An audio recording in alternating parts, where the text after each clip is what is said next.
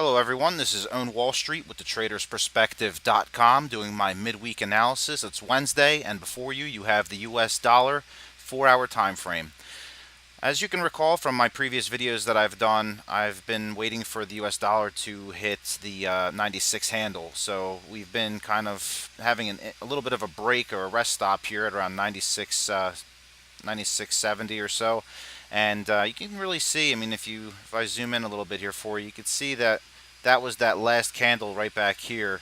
So, we had that, and now, as you can see from my moving averages, we failed to get back above here, and my moving averages acting as the resistance.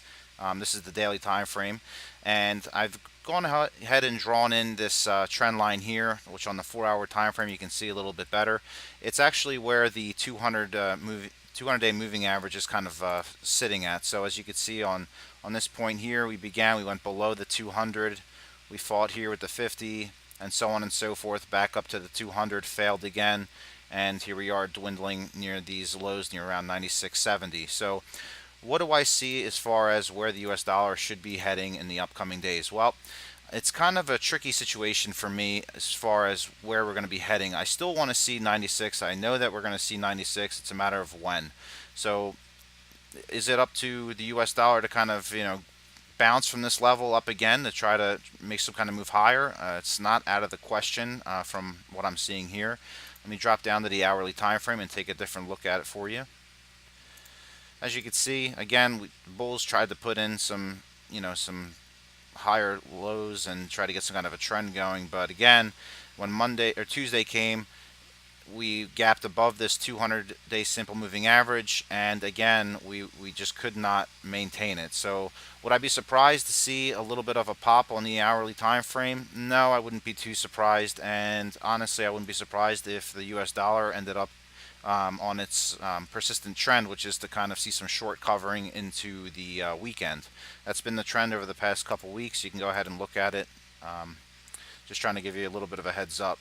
So again, a 4-hour time frame. Looking at these lows, they were tested, several times over the past few sessions. Again, they were tested today. So it is possible for the U.S. dollar to try to do like a bounce to around 97.15 or so.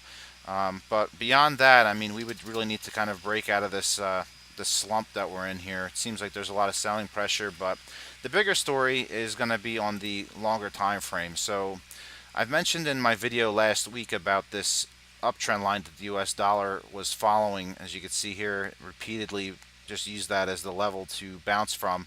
And since we have broken below it, you can see here that we did try to close back above it, failed, and again, we just continue to see that selling pressure come in. So this is, the end of the week is upcoming, so it'll be interesting to see, if we do maintain these lows around 96.70, or do we continue further down and see 96.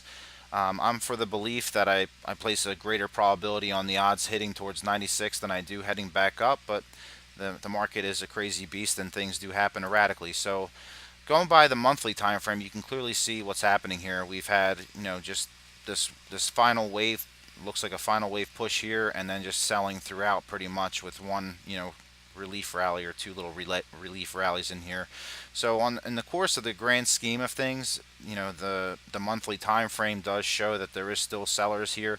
But again, that 96 handle looks like the level where things will get interesting. Either the bulls will take back over, or the bears will come in. So it is my belief, and as we get closer to that time frame over the next coming weeks or so, that we'll see the U.S. dollar continue to see weakness, and further weakness if we do break below 94.45. But I think that we're getting a little ahead of ourselves with looking that far out. So for right now, let me just say that I still expect the U.S. dollar to go down to 96, but I wouldn't be surprised if we saw the U.S. dollar kind of pop up a little bit like it likes to do before, test this trend line maybe, or test this moving average here. But again, as you can see here, if you use this pattern to the left, you can see that price does go down, and then it chops back up just when you think it's going to break down.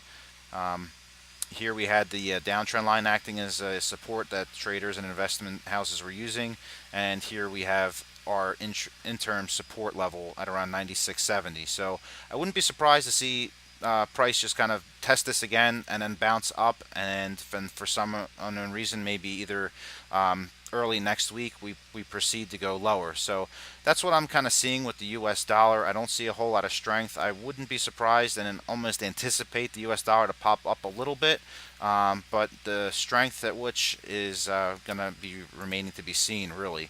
So if I could drop down to this 30-minute time frame for you to try to give you a little bit better of an idea of what I'm looking at, you can just see it's just been failed rallies. So even though we have these lows holding up right now, is it possible that we go lower? Yeah, it's possible that we do test this, or kind of just bump along here. But I would expect that at least on the 30-minute time frame that we would maybe see 97.15 or so, maybe a little bit higher, but it's not looking too good. On the 30-minute chart, you have the 50 crossing the 200 here, which is bearish, as you all know. And then again here we had the 50 come across the 200, which is somewhat of a good sign, or decent sign, as far as indicating some kind of possible price reversal. So there's a multitude of things that are happening here that could kind of lead the dollar to go either way. But heading into the end of the week, it's probably going to be news driven. There is some jobs report that's supposed to come out tomorrow and then on Friday, I believe. So be on the lookout for that. If you're choosing to go long, please use your stop loss, or if you're shorting, same thing. Be careful. This is an area where things can kind of get a little gray and hazy and choppy. So again, watch yourselves. I would say that if you're looking to see if the US dollar is going to kind of bounce a little bit higher than that, than my 97.15 level, you would need to see a break of this level here. So even though this is only 2 points, you only need really 2 points to make a trend line, but usually more is better, as you know. And if not, please stop by the website. I'd be more than happy to go over things with you as far as technical analysis and how it functions. So again, you got on the hourly time frame, you have the 50 above the 200. You have the 200 sloping here, still acting as resistance. So that's what I'll be looking for. I expect the interim support to hold for now, at least. Beyond 96.70, again, the target would be $96 flat for the US dollar, and as far as upside is concerned, the major area would be around 97.14, 97.15.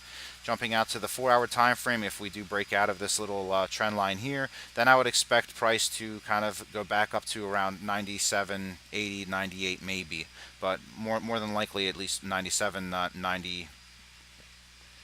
97, 95 or so. So that's the levels. If we do break out of this little downtrend line here and get back above these averages and get some kind of bullish momentum going, then it's possible we may see a little bit higher. But as far as I'm concerned, still overall weakness, still looking for 96, 97.15. If we break that, then it's possible for the bulls to try to get some momentum and possibly see some short covering as well. But again, that's what I'm looking at. I apologize. It's been a short week, and it's just a lot to take in at these levels, and the room for error is greater than, let's say, a level like this trend line here. We had the stars pretty much aligning for further downside movement, but now we're kind of in that level where people are second-guessing themselves, and shorts are taking a break, maybe covering a little bit, longs trying to figure out what's going on. So it's a little bit of indecisiveness. So again, looking at the daily time frame one last time, you can see here that we did gap up on Tuesday, and then today we just continued further down, but we did manage to hold this area. So that's what my call is for you. If 96.70 is to hold on the next bounce attempt and we can get above 97.15 or so, then you may start to see a further test up to about the 97.95 level. I'm on Wall Street. This has been a presentation of the US dollar by thetradersperspective.com.